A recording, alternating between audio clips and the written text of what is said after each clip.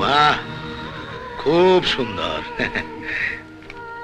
পাশ করে যখন জজ ব্যারিস্টার হবি বাজান, তখন তোর মা আর আমি আইসা এমন করে থাকুন।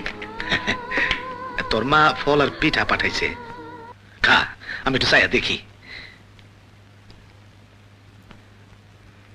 কি মন খারাপ কেন বাজান? তোমার আসার কি দরকার ছিল? হাবিব স্যারে পাঠাই দিলেই তোই তো।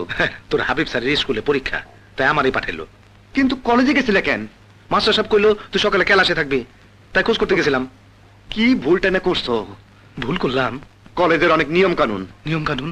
হ্যাঁ, শিক্ষিত বাপ মায়ের ছেলে মেয়েরা অনেক নাম্বার পায়, আর যাগো বাবা মা অশিক্ষিত পরীক্ষায় তাগো নাম্বার কইবে না। হ্যাঁ, আমি তো এই কথা জানতাম না বাপ।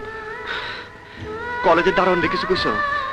কিছু কই নাই, কিন্তু নয়ন মিস্ত্রির কইছে তুই আমার পোলা। সর্বনাশ, ওই নয়ন চাচা যদি সবাই কয়ে দেয় আমি তোমার ছেলে, তাইলে? চিন্তা করিস না বাপ, তোর যাতে কোনো ক্ষতি না হয়, আমি কাল যাওয়ানোর সময় তোর নয়ন চাচারে বুঝাই কয়ে যাবো। তার মানে তুমি এখানে থাকবা?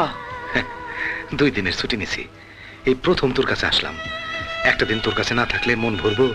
কিন্তু বাবা, আমার বন্ধুরা সবাই এখানে আসে, ওরা যদি ব্যাপারটা জানা ফেলে? ঠিক কথা, যাজ্ঞা, আমার থাকার দরকার নেই, আমি অহনি চলে যাইতেছি। তোর মায়ের শরীরটাও ভালো না। ও, পরীক্ষার টাকা চাইছিলি?